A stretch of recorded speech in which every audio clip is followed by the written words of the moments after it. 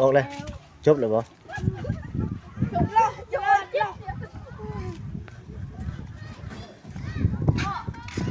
ออก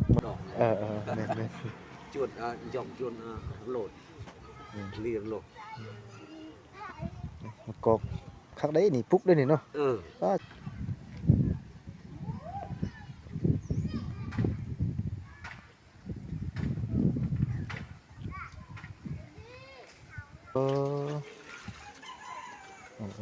คักได้พี่เนาะตัวเดียว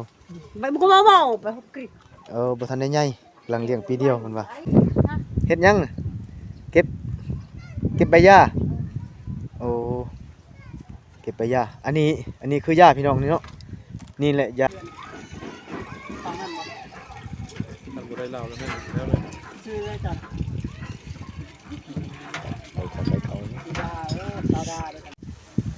สบายดีท่านผู้ชมมื้อนี้เข้าสู่ช่องดีทีชนเผ่าลาวไต้ท่านผู้ชมเนาะมื้อนี้ทางทีมงานทำมานำกันนั่นแหละทางเบาแก้วสิพาท่านผู้ชมไปรับชมเบิ่งเนาะพาไปเลาะบ้านของชนเผ่าตะโอ้ยท่านผู้ชมเนาะไปบนวิถีชีวิตเขาเจ้าไปเบิ่งว่าฮิตของประเพณีวัฒนธรรมของชนเผ่าตะโอ้ยจะเป็นแบบใดเนาะแตกต่างกันแบบใดท่านผู้ชมแต่การเป็นอยู่ของเขาเจ้าเนาะของชนเผ่าตะโอ้ยนี้จะเป็นแบบใดเอาไปรับชมนำกันเลยท่านผู้ชมสบายดีผู้สาวเฮ็ดยังนี่ตักน้ำบ่บ่คุยเนาะเฮ็ดยังตักน้ำฮะตักน้ำบาดาลท่านผู้ชมเห็นจะสูบอะไรนี่เลยสูบบ่น้ำนี่สูบบ่ซื้อยังจังฮะซื้อยังเจ้าซื้อยังจังฮะซื้อยังเอาตบเต็มเลยได้เลยตอนนี้ทำได้ผู้สาวมานี่นะทำนี่นึงออกเลยจบเลยบ่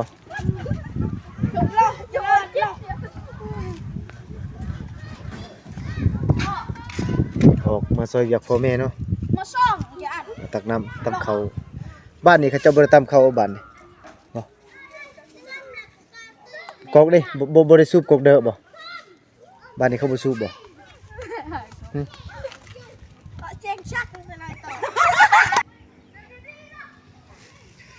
อันนี้เป็นภาพรวมอยู่ในหมู่บ้านท่านผู้ชมบรรยากาศอยู่ในบ้าน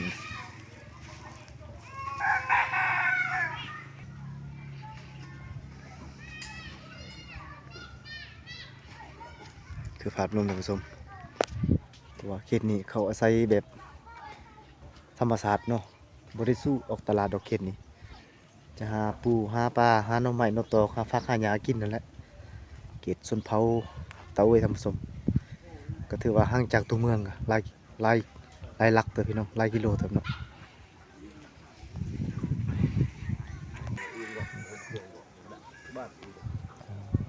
เราภาษาใส่ท่านผู้ชมช่างและหอยฉากและหอยกะแม่นั่นแหละคอยไปจริงๆแหละคอยพัฒนาไปเท่าน้อยกี่คุดกี่คอยไก่มันบอลหนังจักตอกสันกระติบตาหนวกโอ้หนวกให้ตัวกันรูแห่ปลาดอกแม่จุดหย่อมจุดโหลดเรียนโหลดมากอกคักได้นี่ปุ๊กได้นี่เนาะสุดยอดมันเห็นควันตดอยู่นี่สวัสดีพอซื้อยังคือเงินจื้อเงินจื้อเงินอยู่ใส่เลยเหือนจ้ะหุ่นลุ่มตัวหุ่นโมเมนต์เหือนหลังนี้เนาะตักหลังคาบ้าน40 ปลายราคาอย่างไร40 ปลายประมาณเจ้าโอ้แสดงว่าหลายเติบแล้ว40 ปลายกระเจ้าเฮ็ดให้ได้10 หลักอยู่เนาะเฮ็ดให้แล้วอาชีพลูกกะบ่ได้ให้ก่อนส่วนมันพร้อมมีส่วนมันอีกแล้วส่วนมันก็ชั่วมื้อนี้แล้ว2 ปีนี่นะแต่ก่อนก็บ่ได้มีเนาะแต่ก่อนมันบ่ได้มีช่วงนี้มีบริษัทเข้ามาซื้อแม่นแล้วอันนี้บริษัทส่งเสริม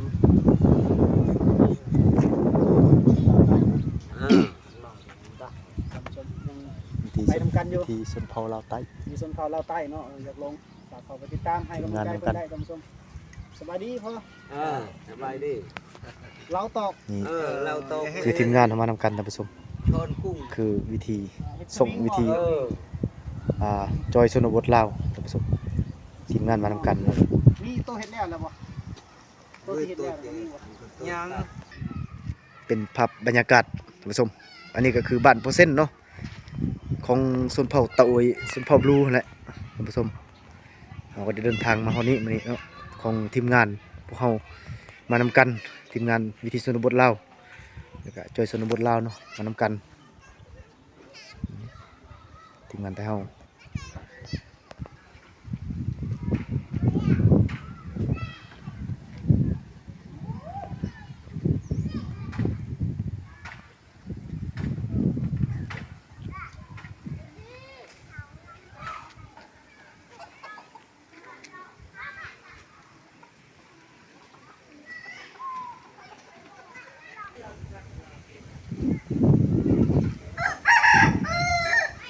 เห็นยังไม่เท่าเกลือหมู À, เกลือหมูบ่ ừ, โอ้มีหมูตัวเดียวนี่ năm đôi luôn kìa. เออขักได้พี่เนาะตัวเดียว Vậy mà có bao màu, phải hộp kì.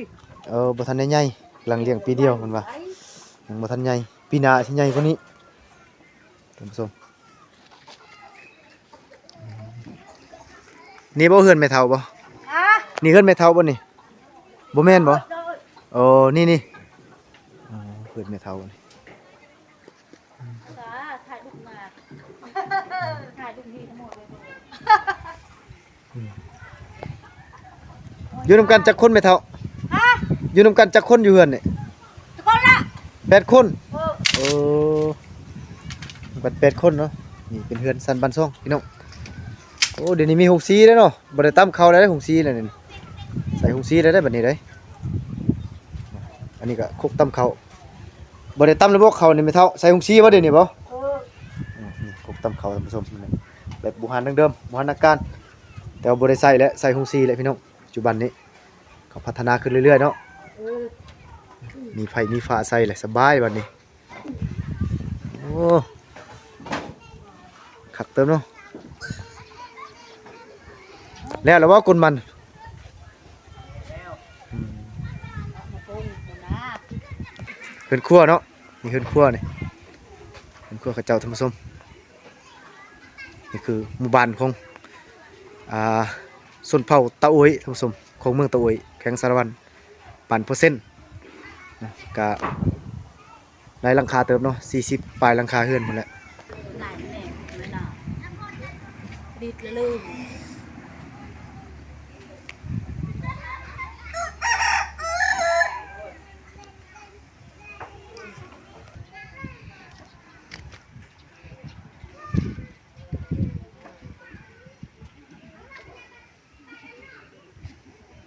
เฮ็ดยังไม่เท่าเลยเฮ็ดยังน่ะเก็บใบหญ้าโอ้เก็บใบหญ้าอันนี้คือหญ้าพี่น้องนี่เนาะนี่แหละหญ้าเขาเจ้าสูบกบใหญ่ๆอะเขาเจ้าเอานี่แหละเขาปลูกนี่เห็นบ่ปลูกมากับมือได้นี่เด้บ่ได้ซื้อจากตลาดเนาะปลูกเด็ดมาแล้วก็เอามาซอยแล้วก็ตากแห้งพี่น้องแล้วก็เอามาสูบใส่กกเด้อสูบหั่นกกใหญ่ๆหั่นอันนี้ส้นแม่เฒ่าได้นี่เนาะ เห็นบ่ส่วนยาสูบพี่น้องกอกใหญ่ๆนี่แหละก็จะสูบเอาจากนี่แหละพี่น้องท่านผู้ชม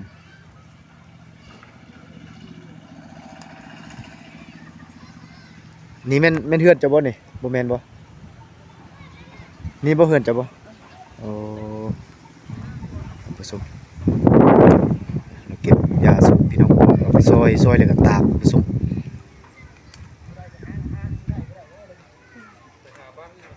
บ่ ใส่เฮือนจ้ะนี่ใส่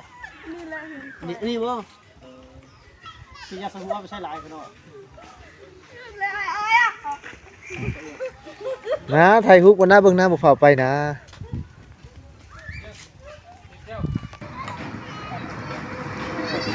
เจ้าสุดแล้ว ทีมงานเฮา เกิดลังบวงนั่นแหละ สาวงามจำบ้านเนาะ อ ทานซื้อนะ มาสูบน้ำร้านสูบเพื่อนใช่เพื่อนฟังนั่นหมด ทำบุได้เล่าแล้วแม่แล้วเลย ชื่อได้จัด ไปเขา สีดาสาวดาด้วยกัน สาวดา สีดา มาสูบน้ำเนาะ ดาคนงามสาวเตาเอ้ยพี่น้องสาวชิมเผาเตาเอ้ยมาตักน้ำใส่บ่ได้เฮียนบ่ออกแล้วบ่เฮียนดาออกแล้ว มาเสียกันหลายขนาดเนาะน้องมาเสียกันหลายขนาด โอ้เต็มเลยจังหน่อย สูบน้ำช่วยเล่าเลยไหมดังน้ำคิดสูบน้ำนี่ก็มาจังเลย ผู้ส้มนี่ ที เนาะ มงานท่านผู้ชมมาเลย สาวดาเพิ่นมา ทีมงานมามันกันมาเลย สูบน้ำจะใจดีให้ทีมงานเรา มาสูบกับพี่ผู้บ่าวมาถ่ายเนาะ ดูแม่นของธรรมดาเนาะ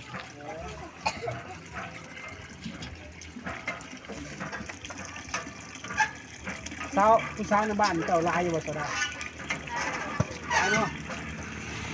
จักคนลาย 20คนพุ่นน่ะป้าถูก ลายเราบ่ได้สนใจดอกเราสนใจเจ้า ก็จะไปใกล้เลยแม่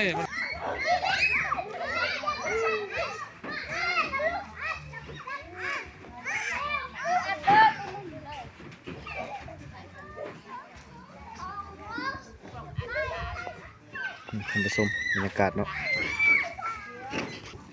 เด็กน้อยก็เบิ่งทีมงานเฮาถ่ายทำเต็มเลยมาเด็กน้อยเขามาเสียเบิ่งทีมงานเฮาถ่ายเนาะ ยังไงกับโอหมาเละโอ้ย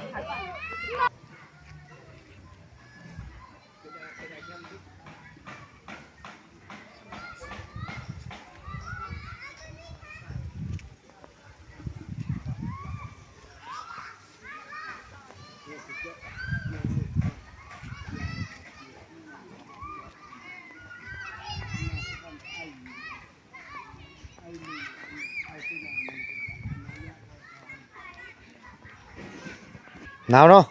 ทิ้งไฟอากาศหนาวอากาศเปลี่ยนแปลง หนาวก็อากาศหนาวก็ใครอยู่นี่ได้ลูก เออ ก็จะไปชะมวยพุ่นจะเบิ่ง แห่งกว่านี้เนาะ พุ่นลุกไหน ถึงพ้น เดี๋ยวลุกมาได้ตารางนี่ แม่น พุ่นเห็นว่ามันมืดคืนนี่จะไป ๆทางนั้นตกหนักเลยทางนั้นเนาะ ไปเบิ่งแน่อยู่นี่ใครๆอยู่นี่ นี่คือผู้บ้านเพิ่นเนาะผู้บ้านบ้านเปอร์เซ็นต์เนาะก็ได้ขอน้ำเพิ่นนี่แหละเพิ่นก็ให้ทายอยู่เพิ่นได้หัวไม้หัวมือนำเฮาบ่เป็นหยังเนาะก็ขอบใจเพิ่นนั่นแหละเพิ่นให้ทายมาแต่ตักน้ำท่านผู้ชมตักน้ำใส่เอาน้ำบาดาลนี่แหละสูบเอานี่แหละเอาไปใส่อยู่เฮือนล้างถ้วยล้างจานท่านผู้ชม